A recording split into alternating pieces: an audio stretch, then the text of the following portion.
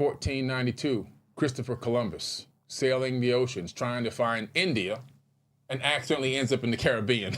Right.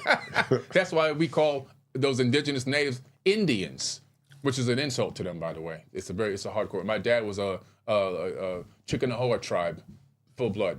It's an insult to call him an Indian. Right. You know, he's a Native American, indigenous, but that's what happened. He gave the name. The term Indian was coined and phrased by Christopher Columbus because he was looking for India, far away from there. Anyway, he gets here, but on his way, out of the ocean, in the middle of the night, this object comes up out of the ocean and lights up the entire sky. This is in his captain's log. Captains don't just sit back and go, I'm gonna doodle in my log a little space, story. Doesn't happen. The captain's log has to be turned over back then to the queen, right, or the king, and it's analyzed by, or the generals. It's not something you could play around with. It's like it's dead serious stuff. They analyze those logs, and in his log, he wrote down that this object came up out of the ocean, lit up the sky so bright like the sun, and then took off into space. Right? Left into the heavens. And so, what does it tell you? USOs, underground, unidentified submerged objects, they exist. They've probably been here for millions of years.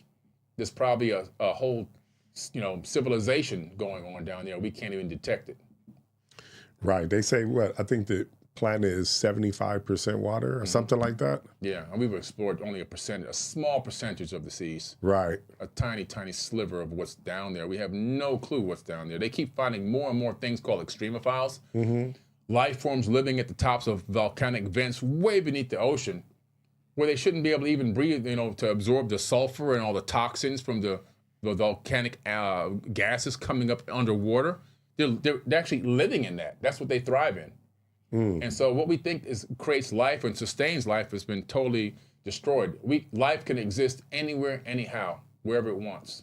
Now, the one thing, can you explain the octopus? Because I heard they consider that an alien or of some sort. It's like an alien. It's got multiple brains. Right. It's highly, highly intelligent. If an octopus could breathe out of water, we would be in trouble. It might take over the planet. That's how intelligent it is.